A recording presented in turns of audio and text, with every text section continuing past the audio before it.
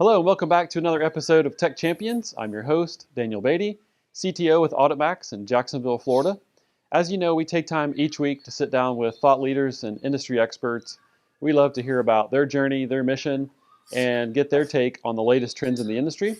We always have amazing guests, and today is no exception. Joining us from just outside Chicago is Ali Alkhafaji. So Ali, welcome to the show. Thank you for having me, Daniel. You're very welcome. Very welcome. So, I want you to talk a little bit about your history. I know you graduated from University of Illinois, and then went on to get your master's and then your PhD. So, very impressive resume from education perspective. And you started, I believe, as a Java developer, but now you're CTO at TA Digital. So, can you talk to our audience? Tell us a little bit about your work history, what TA Digital is all about, and what's your role there? Sure.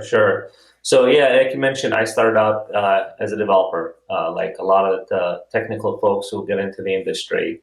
For me personally, it was all about being able to transform the work that I've done from the technical side to the business side. And that's really the journey that every developer goes from developer to a senior developer to a technical lead and then an architect, and really starts shifting into that business side of things. And I've done that pretty well in my career, enough to be able to transform into the leadership side and really start focusing on that. But in parallel, for me, I've been working on research for my doctorate for the last 6 or 7 years or so. I graduated a couple of years ago, and it was mostly focused on machine learning and AI, especially when it comes to user behavior and learning. That was a little bit of my passion that was not necessarily connected to what I did at work. But at the end of the day, with today's technology and today's trends and what we do on a daily basis, it's inevitable that what I've done in my research is definitely connected to what we do here.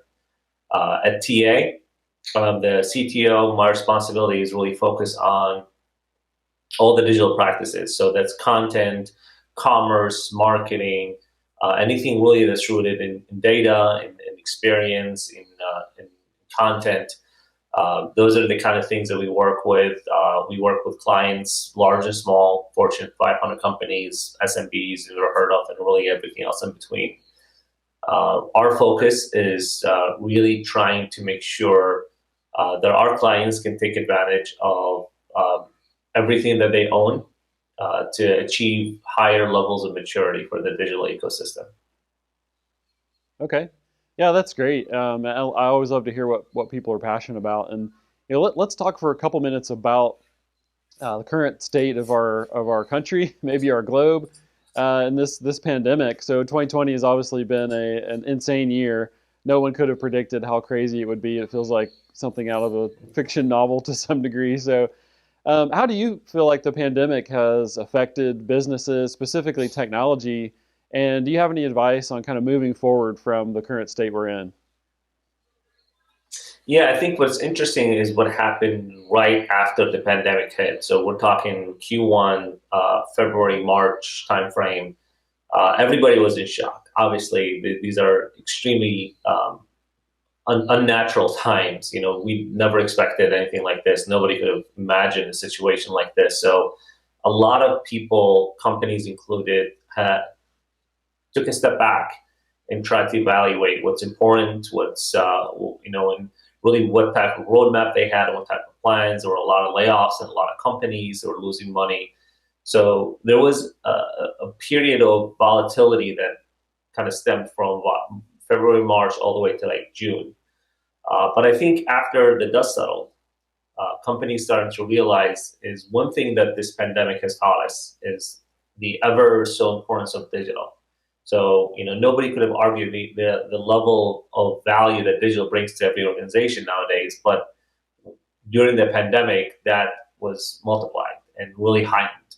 So we started seeing a lot of our customers reinvesting a lot of their budgets back into digital because they recognize that this is the new normal. This is, even after the pandemic is hopefully over, early next year, this is still going to have long-term effects in terms of how people view digital experiences. Working with government entities, and they're trying to virtualize their entire sets of services, like marriage license or permit acquisition or business certificates, all those things, and they're not talking to us about the next 6 months. They're talking to us about virtualizing these things long term. So understanding that this is the kind of impact it had on businesses going forward, and you have B2B organizations or even B2C organizations that are more dependent and used to selling on marketplaces, seeing their products, because they're not considered essential, take a backseat to a lot of essential products over the last 6 months. They were losing money significantly. They thought they had a tight direct-to-consumer approach through the marketplace, and they're coming to us and saying, we actually want a direct-to-consumer approach through us as an alternative, at least. So you can go with every industry and every vertical, and the conversation is always going to be about how do we prepare for not just the now but the future, and I think that's going to be the long-lasting impact of this pandemic. Yeah, I think you're absolutely right, Ali, and it's been interesting. I think if nothing else, it's been a huge catalyst, and to move some of these projects that were sort of off on the horizon somewhere, maybe in the next year, 2, 3, even 5 years out, to now. So it's been interesting to see how it accelerated some of that, and that's what I think pushes us into the busy phases that we're both talking about. So you and I talked in pre-show a little bit about an interesting concept I think you have for IT departments, and I wanted you to talk about that a little bit with our audience, the difference between IT as a cost center versus an innovation center. Can you expound on some of your thoughts there? Yeah, sure. I find myself having this conversation more and more often nowadays. I don't know why, but it's just starting to come up in almost every discussion I have with peers.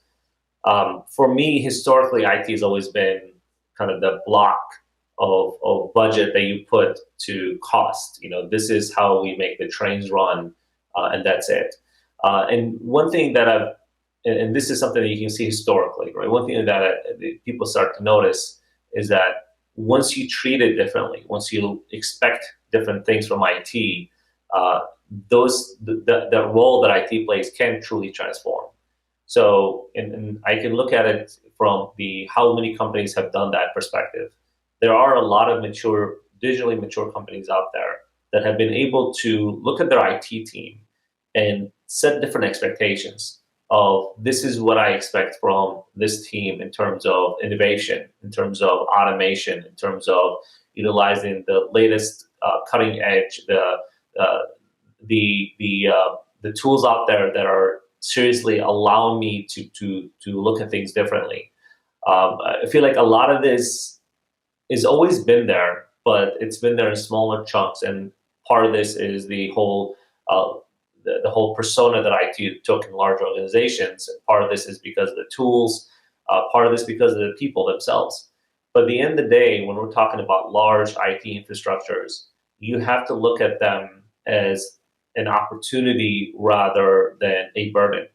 And only then, and obviously this is a very large topic with a lot of nuance, so these kind of statements kind of brush a lot of those conversations to a longer follow-up discussion, but only then will you be able to look at IT as an entity that can produce innovation, not just cost. So, and a lot of the technologies and the current infrastructure and current design patterns like microservices, they make that so much simpler to employ because they decouple the systems. They provide less dependencies, giving you the opportunity to instill some of these methodologies. So we've seen it, companies, large technology companies, the Googles, the Facebooks, the Amazons, they've been able to take that leap.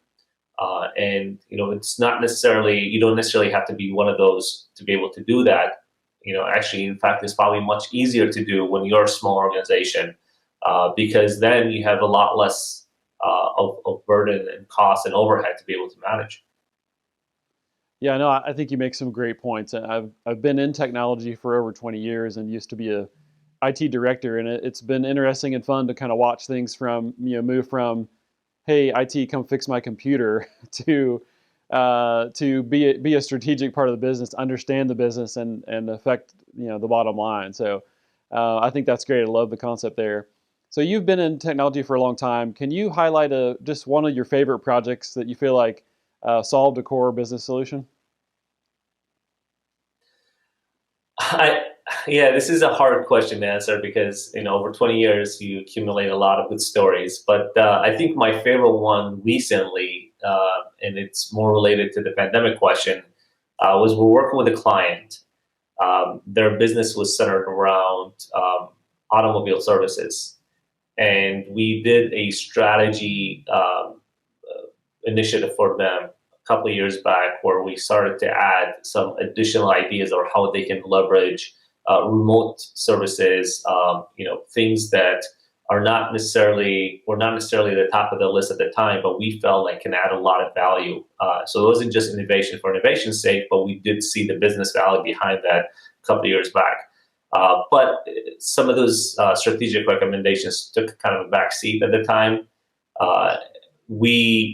We saw that a lot of those really made it to the top of the line once the pandemic hits, because a lot of those were dependent on remote services, dependent on touchless services, drop off your car or we'll pick it up for you, or leave the keys. It became some of the things that a lot of companies started thinking about in 2020. Well, this client of ours really had the blueprint written in hand because we've done that recommendation for them a long time ago. So seeing some of these ideas we had a couple of years ago come to fruition really quickly, I think that was one of the coolest things that could have happened.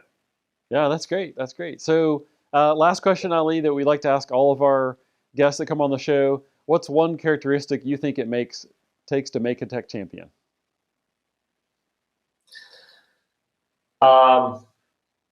This is one of my favorite things to look for when I interview people, is emotional intelligence. I think we make a lot of hay around IQ or problem solving or technical expertise and experience and communication, all those things, and they all deserve a lot of attention, absolutely. But one of the things that I came to experience in my career is most of those things can be taught over time. Most of those things can be accumulated over time. For me, the one thing, the separator, the X factor, if you want to call it that, is emotional intelligence. Being able to have that characteristic, have that trait is a very rare one, especially in the IT field. So tech champions, develop your emotional intelligence, that's for sure. I like that. I totally agree. I think that's fantastic. So, Ali, thanks for being on the show. If people wanted to reach out to you or learn more about what we've talked about today, what's the best way for them to find you? I mean, obviously, LinkedIn, Twitter, I'm all over the place, but obviously for my organization, tadigital.com. So it should be easy to remember. Okay, that's great. Well, thank you so much again for being on the show, Ali. I'm your host, Daniel Beaty, and we'll see you next time on Tech Champions.